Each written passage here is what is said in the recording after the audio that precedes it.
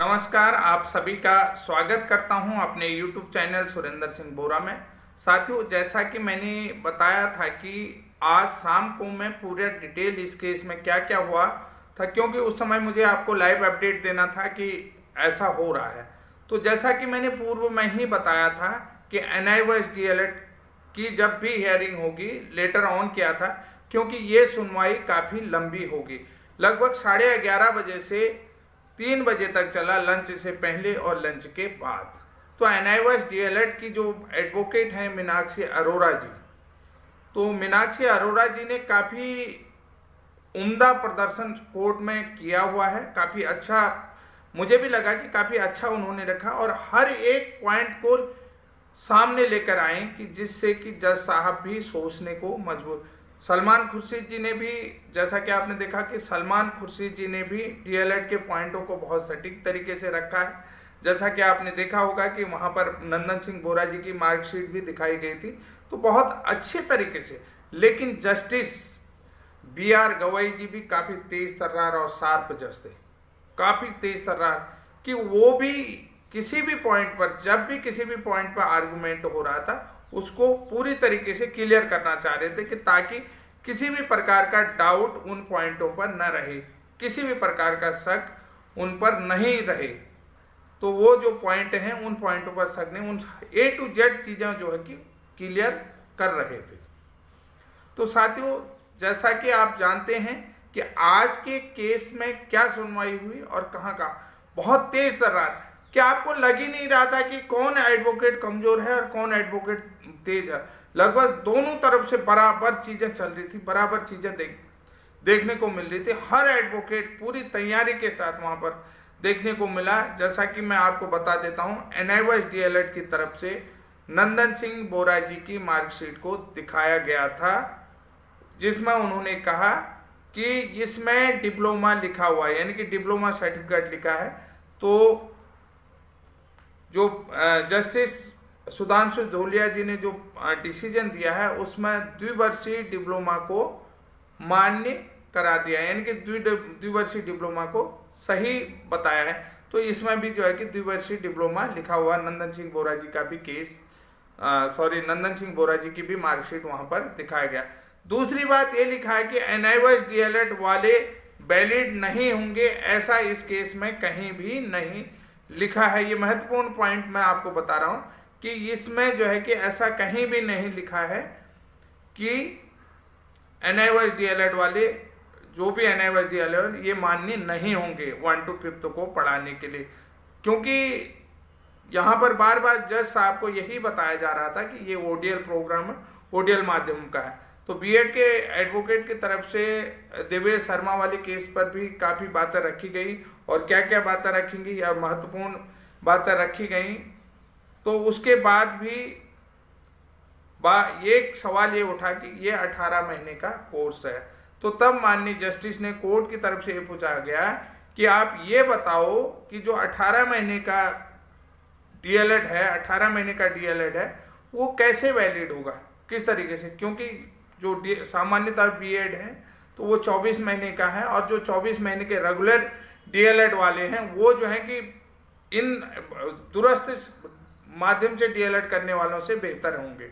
कि जाहिर सी बात है कि जो रेगुलर DLED कहते हैं उनकी पढ़ाई बेहतर होगी ODL माध्यम से। तो आप ये बताओ कि इसमें आप कैसे इसको मान्य करेंगे। तो इस प्रक्रिया को आप, तो BED की तरफ से भी इस पॉइंट को रखा गया। BED की तरफ से एक महत्वपूर्ण पॉइंट रखा गया कि NCT ने एक बार नोटिस दे करके NIOS DLED को हटाने की बात कही थी।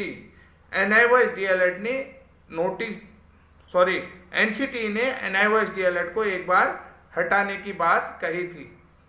तो साथियों, यहाँ पर ये महत्वपूर्ण बात है कि जब BED ने इस पॉइंट को रखा कि NCT ने एक बार नोटिस दे करके NIOS DLED को हटाने की बात कही है, तो जज साहब के दिमाग में ये पॉइंट पूरी तरीके से बैठ गया। तो जज साहब ने भी इस बात को कहा कि जब NIOS DLED में कमी थी तो तभी तो NCT ने इस बात को हटाने की, कहीं न कहीं मतलब हटाने की बात कही, कहीं न कहीं जो NIOS DLED है उस DLED प्रोग्राम में या डिप्लोमा प्रोग्राम में जब कमी होगी तब तो NCT ने इसे हटाने की बात कही गई।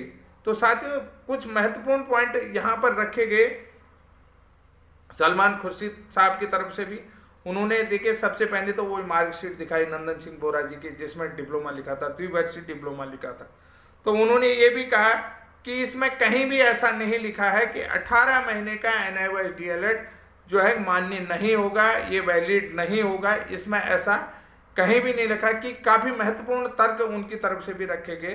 तो और उसके अलावा उन्होंने जो है कि विभिन्न हाई कोर्ट के फैसले को भी बात करी। उन्होंने हाई कोर्ट के जो जजों ने फैसला दिया है, चाहे उत्तराखंड का हो, चाहे त्रिपुरा का हो, पटना का है, कि उन्होंने किस तरीके से इस कोर्स को वैलिड कर दिया है, यानी कि ये।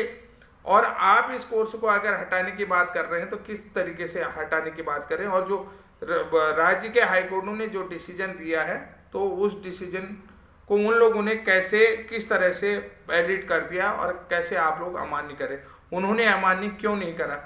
तो कुल मिलाकर के यहाँ पर जो बात आई है वो बात फंसी है 18 महीने के NIOS DLED की। तो 18 महीने का जो NIOS DLED की बात कर रहे हैं, तो उन्होंने कहा जब बीएड के एडवोकेट ने कि जो NIOS DLED का 18 महीने का कोर्स था वो इन सर्विस टीचर्स के लिए था, ताकि वो जो इन सर्विस टीचर हैं जो जिनके पास किसी भी प्रकार का प्रशिक्षण नहीं था, उनको यहाँ पर गवर्नमेंट की तरफ से रिलैक्सेशन दिया गया था।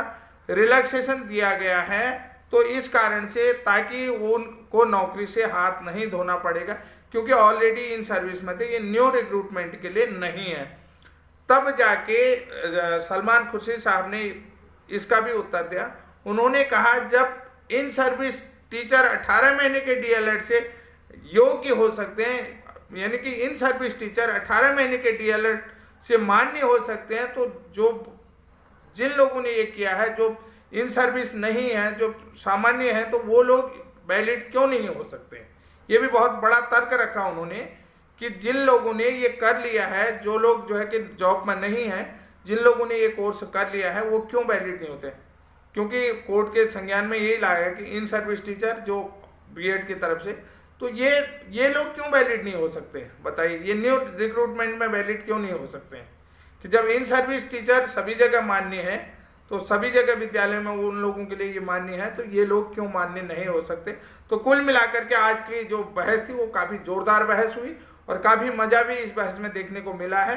साथियों आगे आपने देख लिया, मैंने बार बार बता दिया कि इस केस को रिजर्व रखा गया है। अब रिजर्व केस का फैसला किसी भी दिन सुना दिया जाएगा, ये आप देख रहे हैं। कुल मिलाकर के मैं ये नहीं कहूँगा कि NIOS DLED के फेवर में जो है कि नकारात्मक गया है, NIOS DLED के फेवर में भी ये सकारात्मक दिख रहा है मुझे। और देखिए आप डिसीजन तो क्या आता है वो अलग बात है, लेकिन कुल मिलाकर के पॉइंट टू पॉइंट जजेस सेटिस्फाई दिखे मुझे, लास्ट में अंत में सेटिस्फाई दिखे। तो मैं इस तरीके से ये नहीं कहूँगा कि ये NIOS DLED के विपरीत गया है। तो कुल मिलाकर के ये सकारात्मक डिसीजन मुझे देखने को मिल रहा है। तो जिस तरीके से बात की, फिर मैंने अपने एडवोकेट को भी फ़ोन लगाया, तो उनकी तरफ से भी कुछ चीज़ें बताई गई हैं जो कि उनका भी रुझान यही था कि ये चीज़ें सकारात्मक हो सकती हैं। तो साथियों ये महत्वपूर्ण जानकारी आपको कैसी लगी, आज के केस की पूरी अपडेट मैंने आपको दे दी है। तब तक के लिए जय हिंद, जय उत्तराखंड। अगर किसी ने चैनल को सब्सक्राइब नहीं किया है तो न्यू अपडेट के लिए प्लीज़ चैनल को सब्सक्राइब कर लें, और जिन लोगों ने चैनल सब्सक्राइब किया है तो वीडियो को शेयर करें, लाइक करें। तब तक के लिए धन्यवाद।